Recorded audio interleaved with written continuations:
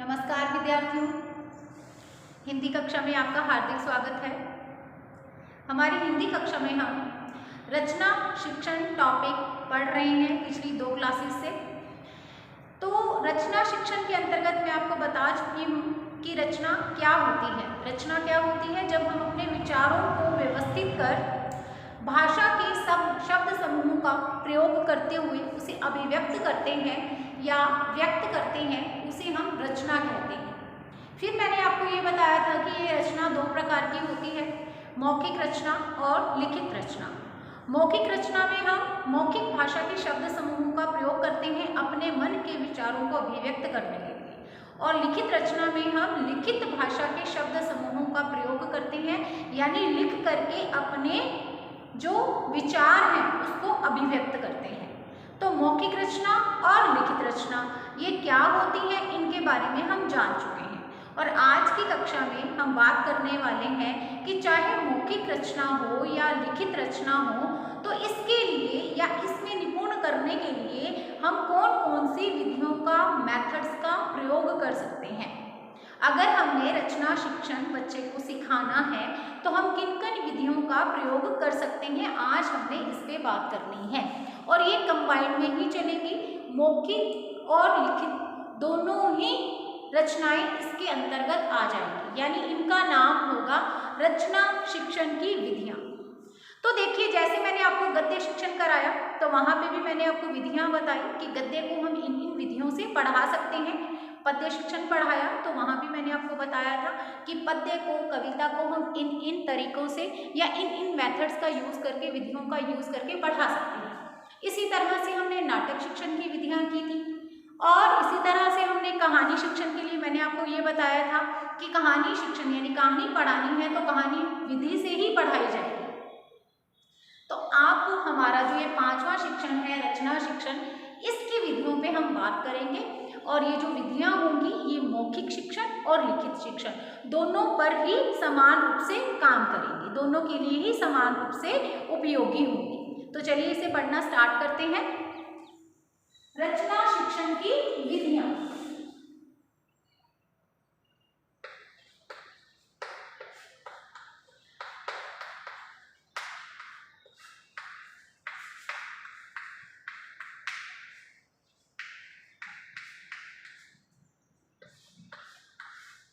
सबसे पहली विधि है इसकी खेल विधि।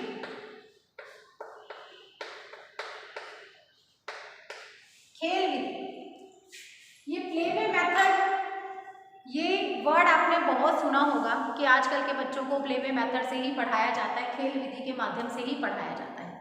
तो देखिए, जो बिल्कुल जूनियर स्तर के बच्चे हैं, यानी जो छोटी क्लासेस के बच्चे हैं, उनको इस विधि से बहुत ही अच्छे से रचना शिक्षण सिखाया जा सकता है। कैसे? देखिए, आपको पता है कि बच्चों को पढ़ना अच्छा नहीं लगता, बट बच्चों को खेलना अच्छा लगता है। तो हम क्या कर सकते हैं, खेल खेल में ही उन्हें बहुत सारे अक्षरों का ज्ञान करा सकते हैं, फिर उन अक्षरों से शब्द बनवा सकते हैं, और फिर शब्दों का प्रयोग करके उन्हें वाक्य बनाने के लिए कह सकते हैं। खेल खेल में सिखाने से क्या होगा, बच्चे खुश होकर के सीखेंगे और अपने आप पे कोई भी बर्डन महसूस नहीं करेंगे, या उनको ये नहीं लगेगा कि हमें जो है सीखना पड़ रहा है या हम पढ़ाई कर रहे हैं, ऐसा उन्हें फील नहीं होगा, और वो खेल खेल में ही सब चीज़ें सीख जाएंगे। क्योंकि खेल विधि बहुत ही इम्पॉर्टेंट रोल प्ले करती है आज की आधुनिक शिक्षा में। आज जब हम बालक केंद्रित शिक्षा की बात करते हैं, या फिर हम ये कहें कि बालक के सर्वांगीण विकास की बात करते हैं, तो हम ये नहीं कह सकते ना कि केवल और केवल पढ़ाई ही बालक का सर्वांगीण विकास करती है। नहीं, इसके लिए खेल कूद भी उतने ही इम्पॉर्टेंट है जितनी कि पढ़ाई करना। ठीक है, और इनके माध्यम से भी बच्चे में बहुत से विकास को डेवलप किया जा सकता है, या बहुत सी शक्तियों को उसके अंदर विकसित किया जा सकता है। तो इस तरीके से इस खेल विधि के माध्यम से हम रचना शिक्षण कैसे सिखाएं, हम बालक को पहले अक्षरों से या वर्णों से परिचित कराएं खेल के जरिए, और उसके बाद हम उन अक्षरों या वर्णों से उन्हें कहें शब्द बनाने के लिए, और फिर शब्दों से हम उनसे वाक्य बनवाएं। इस तरह से स्टेप बाय स्टेप चलते हुए हम क्या कर सकते हैं, खेल विधि के माध्यम से बच्चों को रचना करने में निपुण बना सकते हैं। रचना दोनों प्रकार की, मौखिक रचना भी और लिखित रचना भी, इन दोनों में निपुण बना सकते हो आप उसको खेल विधि के माध्यम से। लेकिन ये विधि कहाँ पे प्रयोग में ली जाएगी? ये उच्च कक्षाओं में उपयोगी नहीं है। ये जो छोटे स्तर के बच्चे हैं, यानी जो जूनियर स्केल के बच्चे होते हैं, उनके लिए ये प्राथमिक कक्षाओं के लिए ही ये उपयोगी है। ये हो गई है पहली विधि। इसके बाद दूसरी विधि है हमारी देखो और रचो विधि। देखो और रचो विधि। देखो और रचो विधि में क्या होता है बच्चों? यहाँ पे दो क्रियाओं की बात हो गई, देखना और रचना। ठीक है, देखना है और रचना है, यानी देख करके किसी चीज की रचना करनी है। देखो और रचो में क्या हो सकता है? हम बच्चों को कुछ पिक्चर्स दिखा सकते हैं, कुछ चित्र दिखा सकते हैं और बच्चों को ये कहना है कि इन चित्रों को देख करके आप रचना कीजिए। आपको क्या दिखाई दे रहा है? आपने देखा होगा छोटे छोटे बच्चों के भी सिलेबस में चित्र वर्णन आता है। जैसे मान लीजिए कोई ऐसा चित्र है, कोई पार्क का चित्र है, कोई बगीचे का वहाँ पे चित्र है जहाँ बच्चे खेल रहे हैं, झूले ले रहे हैं, ठीक है, और इसी के साथ साथ ही पक्षी उड़ रहे हैं और इसके अलावा बहुत बड़े बड़े पेड़ हैं वहाँ पे, कुछ वहाँ पे बुजुर्ग लोग भी बैठे हैं। और इस तरह से आपने बच्चे को ये चित्र दिखा दिया और बच्चे को बोला कि इस पे कोई 5 वाक्य लिखे जो आपको इसमें दिखाई दे रहा है। इसी तरह से आप दीपावली पर भी बच्चे को कुछ ऐसा सीन देख करके कह सकते हैं कि आप देखिए क्या कौन सा त्यौहार मनाया जा रहा है या आपको इस चित्र में क्या दिखाई दे रहे हैं। ये चित्र वर्णन बहुत ही इम्पॉर्टेंट रोल प्ले करता है बच्चे को रचना में दक्ष करने में। अब बच्चा क्या करेगा? सबसे पहले चित्र को देखेगा, ठीक है, चित्र को देख करके फिर उसके बाद उसके मन में कुछ वाक्यों का निर्माण होगा कि ऐसा हो रहा है। उसके बाद वो क्या करेगा? उचित भाषा का चयन करते हुए, अगर आपने उसे मौखिक रूप से कहा है तो वो मौखिक भाषा का प्रयोग करते हुए आपको बताएगा, और अगर आपने उसे लिखित रूप से रचना करने के लिए कहा है, लिखित रचना के लिए कहा है, तब वो क्या करेगा? लिख करके आपके सामने प्रेजेंट करेगा। अब बच्चा चाहे बोलेगा चाहे लिखेगा, उसके लिए उसे उचित शब्द समूहों का प्रयोग करना आना चाहिए। तो वो क्या करेगा? पहले शब्द ढूंढ के लाएगा ना अपने शब्द भंडार की जो उसकी डिक्शनरी है उसमें से, और उसके बाद उचित शब्दों का चयन करते हुए, उचित वाक्यों का निर्माण करते हुए अपनी बात को, अपनी रचना को आपके सामने रखेगा, चाहे वो मौखिक रचना है चाहे वो लिखित रचना है। तो ये एक बहुत ही अच्छी विधि है। जैसे कि मैंने आपको कहानी शिक्षण में भी बताया था कि कई बार हम क्या करते हैं कि हम बच्चे को कोई कहानी लिखवाना चाहते हैं या कहानी की रचना करवाना चाहते हैं, तो हम क्या करें? बच्चे को हम पहले चित्र दिखा दें। जैसे मैंने आपको प्यासा कौवा कहानी का उदाहरण दिया था कि पहले एक कौवा है, पहले वाले सीन में वो कौवा इधर उधर उड़ रहा है, उड़ता हुआ जा रहा है और बंजर ज़मीन है, दूर दूर तक कुछ भी नहीं है।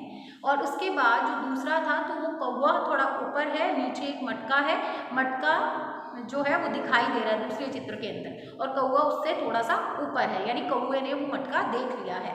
अब उसके बाद तीसरे चित्र में क्या होता है कि वो कौवा उस कुछ पत्थरों को इकट्ठा करके उस घड़े में डाल रहा है, और चौथे चित्र में पानी पी रहा है, यानी पानी ऊपर आ रहा है और पानी को पी रहा है। तो ये चौथा चित्र हो गया। तो इस तरह से बालक क्या कर रहा है? बालक उन चित्रों को एक एक करके देखेगा और उसके आधार पर कहानी बनाएगा या कहानी की रचना करेगा। तो यही तो है देखो और रचो विधि। तो ये देखो और रचो विधि इंटरेस्टिंग विधि है, बहुत ही रुचिकर विधि होती है। इसमें बच्चे बहुत आनंद लेते हैं और खेल खेल में कब सीख जाते हैं पता ही नहीं चलता। ये विधि पूरी तरह से खेल विधि है। इसमें बच्चे खेल खेल में सीखते हैं, उन्हें इतना ज़्यादा नहीं होता, लेकिन ये इससे कम है। पूरी तरह से खेलने का अनुभव यहाँ पे होता है। यहाँ पे ये एक रुचिकर विधि के रूप में सामने आती है। देखो और रचो विधि, चित्र वर्णन इसी के अंतर्गत आते हैं। ठीक है, चलिए तीसरी विधि है प्रश्नोत्तर विधि।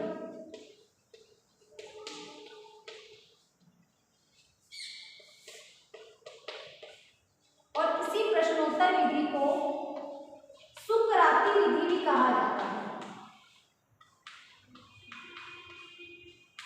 बहुत ही इंपॉर्टेंट है, बहुत बार सुकराती विधि किस विधि का दूसरा नाम है? तो प्रश्नोत्तर विधि का ही दूसरा नाम है सुकराती विधि, क्योंकि ये विधि सुकरात ने दी थी, इसलिए इस विधि को कहा जाता है सुकराती विधि। ठीक है। अब प्रश्नोत्तर विधि, प्रश्न और उत्तर के माध्यम से बच्चे से रचना करवानी है। ठीक है, प्रश्न और उत्तर के माध्यम से, यानी मान लीजिए आपने कक्षा में बच्चों को किसी भी वाक्य के बारे में बताया, ठीक है, कोई भी घटना के बारे में, वाक्य नहीं बोला, वाक्य यानी कि कोई घटना, कोई सीन जिसके बारे में आपने बच्चों को बताया, ठीक है, कोई भी टॉपिक जिसके बारे में आपने बच्चों को बताया। अब आप क्या कर रहे हैं, बच्चे का ज्ञान चेक करने के लिए कि बच्चे को कितना वो समझ में आया है, आप बच्चे से प्रश्न उत्तर पूछ रहे हैं। ठीक है, या तो आप बच्चों से मौखिक रचना करवाने के लिए मौखिक रूप से प्रश्न पूछ रहे हैं, या फिर लिखित रचना में उनको एक्सपर्ट करने के लिए आप लिखित रूप से उनसे प्रश्न उत्तरों के माध्यम से उनसे आप कम्युनिकेशन या संप्रेषण कर रहे हैं। दोनों ही तरीके अपनाए जा सकते हैं। अब ये निर्भर करता है कि आप बच्चे से मौखिक रचना करवाना चाहते हो या लिखित रचना करवाना चाहते हो। तो प्रश्नोत्तर विधि में क्या होता है, प्रश्न और उत्तरों के माध्यम से बच्चे को रचना में एक्सपर्ट किया जाता है। अगर ये प्रश्न उत्तर मौखिक भाषा का प्रयोग करते हुए मौखिक रूप से पूछे जा रहे हैं तो मौखिक रचना में बच्चे दक्ष होंगे, और अगर लिखित रूप से पूछे जा रहे हैं तो बच्चे लिखित रचना में दक्ष हो जाएंगे। ठीक है, तो इस तरह से इस प्रश्नोत्तर विधि का भी प्रयोग किया जा सकता है बच्चे को रचना शिक्षण में दक्ष करने के लिए। ये भी एक उपयोगी विधि है। इसके बाद जो अगली विधि है हमारे पास, वो है उद्बोधन विधि।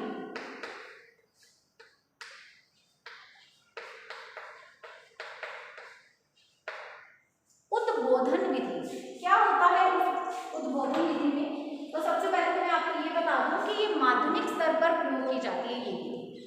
ठीक है, माध्यमिक स्तर पर ये उपयोगी है। अब इसमें क्या किया जाता है, इसमें कहने का मतलब उद्बोधित करना यानी प्रेरित करना किसी को।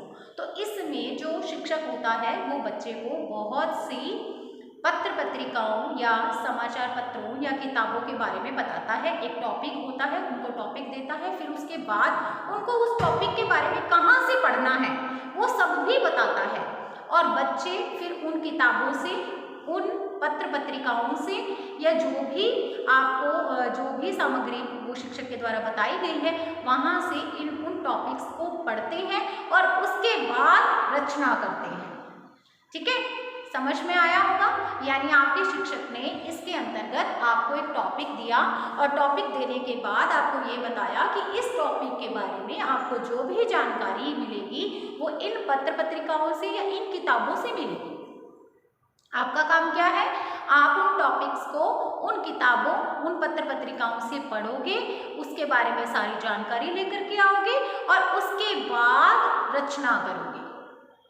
ठीक है, अब ये अगर हिंदी की बात करूं तो ये कहाँ पे अप्लाई होगा, तो ये किसी व्यक्ति के जीवन चरित्र पर अप्लाई होगा। आपने जैसे ये कह दिया कि बच्चों को कि जैसे आपने किसी के बारे में उनको बता दिया कि इस किताब में इनके बारे में आपको सारी नॉलेज मिल जाएगी, चाहे किसी समाज सुधारक के बारे में बताया, चाहे आपने किसी महान व्यक्ति के बारे में उन्हें कह दिया कि आपको इनके बारे में ये सारी की सारी जानकारी इकट्ठी करके लेके आनी है और इन किताबों में और इन पत्र पत्रिकाओं में आपको ये मिल जाएगी।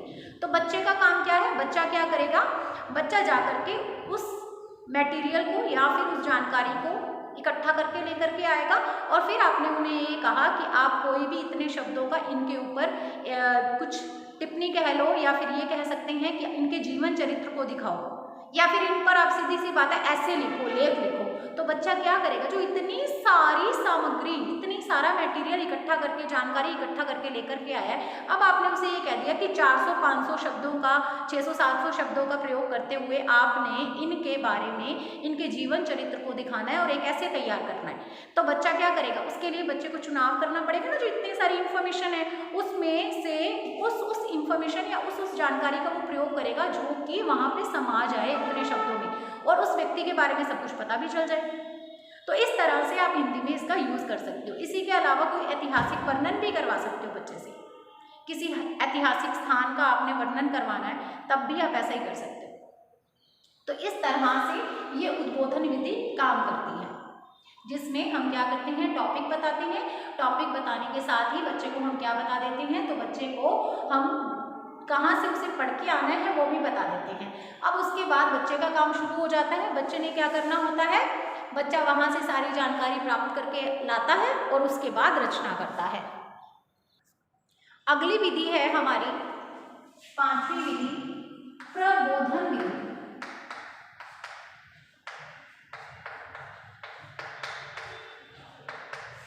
प्रबोधन विधि, प्रबोधन विधि में क्या होता है बच्चों, इसमें जो शिक्षक है वो केवल मार्गदर्शन का काम करता है या मार्ग निर्देशन का कार्य उसके द्वारा किया जाता है। इसमें बालक अपनी कल्पना शक्ति के आधार पर रचना करेगा। ठीक है, कल्पना शक्ति मतलब अपनी कल्पना के आधार पर उसे रचना करने के लिए कहा जाता है।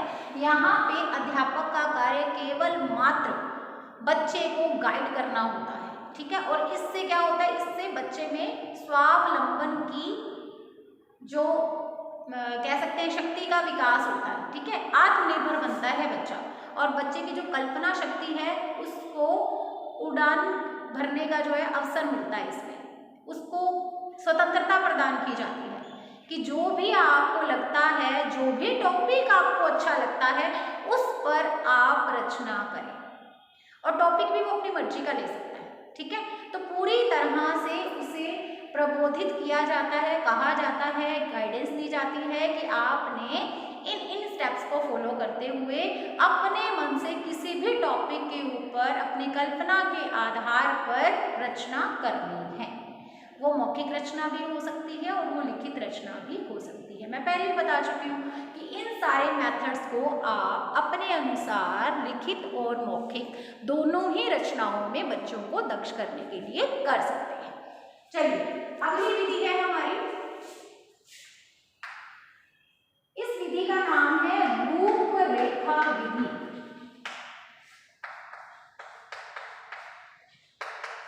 रूपरेखा,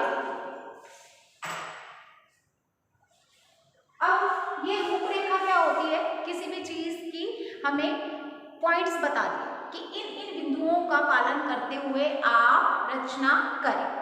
ठीक है, तो कई बार आपने ये देखा होगा कि हमें कुछ जो चित्र वर्णन करने के लिए कहा जाता है, यहाँ तो जैसे था ना देखो रचो विधि में, यहाँ पे आपको बिंदु नहीं दे रखे थे सहायता करने के लिए। ठीक है, संकेत बिंदु लिखा होता है, कभी देखा होगा आपने, चित्र वर्णन करने के लिए जब दिया जाता है तो वहाँ पे संकेत बिंदु और कुछ बिंदु दिए जाते हैं कि आपने इन बिंदुओं का प्रयोग करते हुए या इन पॉइंट्स को फॉलो करते हुए आपने रचना करनी है। जैसे मैंने अभी आपको बताया था ना कि मान लीजिए दीपावली का कोई चित्र दे दिया आपने, ठीक है, तो आप पहले आपको बिंदु दिया हुआ है, आपने चित्र वर्णन करना है, तो वहाँ पे आपको संकेत बिंदु दे रखे हैं कि दीपावली मनाने का समय या कब मनाई जाती है, फिर उसके बाद कैसे मनाई जाती है ये लिखना है, फिर मनाने का कारण भी बताना है, और इस तरह से फिर लास्ट में आपने क्या करना है, उपसंहार भी करना है।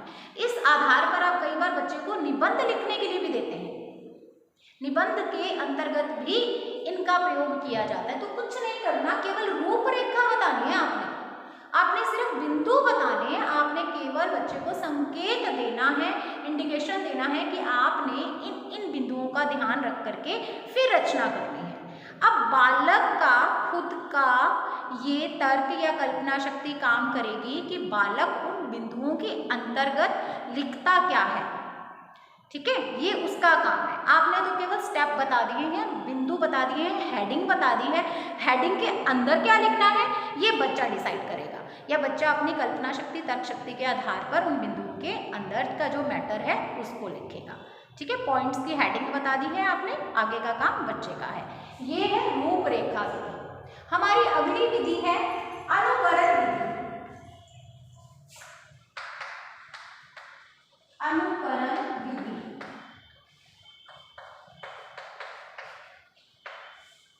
अब अनुकरण विधि नाम से ही स्पष्ट है।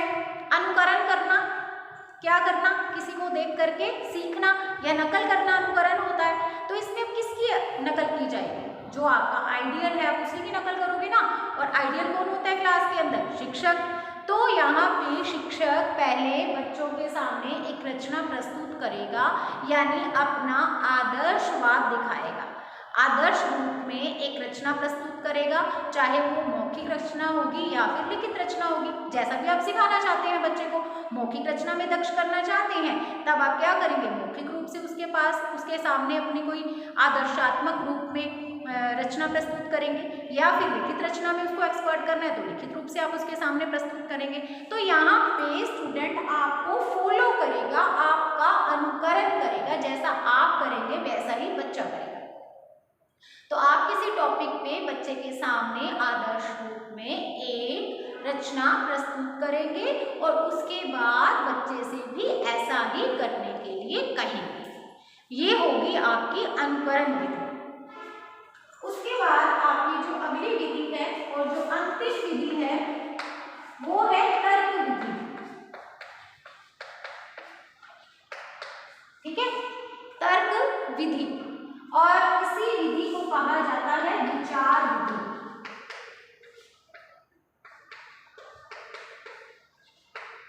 तर्क विधि को ही जो अब दूसरा नाम दिया जाता है वो दिया जाता है विचार विधि। विचार करना है, तर्क प्रस्तुत करना है, तो इस विधि को कक्षा में कैसे प्रयोग में लिया जाता है रचना शिक्षण में बच्चे को एक्सपर्ट करने के लिए?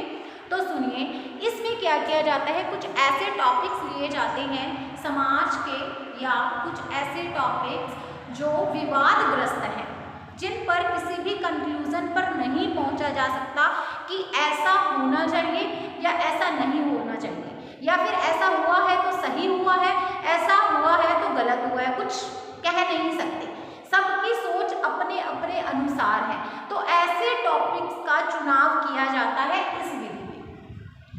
अब आप क्या करेंगे, आप एक शिक्षक हैं तो आप अपनी कक्षा में अपने जितने भी स्टूडेंट हैं कक्षा में उनको दो दलों में या फिर दो ग्रुप्स में डिवाइड कर देंगे, दो ग्रुप बना देंगे उनके। आप एक पक्ष को कहेंगे कि एक ग्रुप को कहेंगे कि आपने क्या करना है, इसके पक्ष में बोलना है, टॉपिक के पक्ष में बोलना है कि इसके क्या क्या फायदे हैं, ऐसा हुआ है तो सही हुआ है, ये बोलना है। ठीक है, और इसके अलावा जो दूसरा ग्रुप है वो ये बताएगा कि इसके क्या क्या नुकसान हैं, यानी ऐसा नहीं होना चाहिए था, जो भी टॉपिक है। ठीक है, यानी एक पक्ष में दूसरा विपक्ष में, जैसा कि कौन सी विधि में होता है, वाद विवाद विधि। एक ग्रुप उसके पक्ष में बोलेगा, एक विपक्ष में बोलेगा, यानी वाद विवाद का जो सीन होता है वो यहाँ पे क्रिएट किया जाएगा इस विधि के अंतर्गत।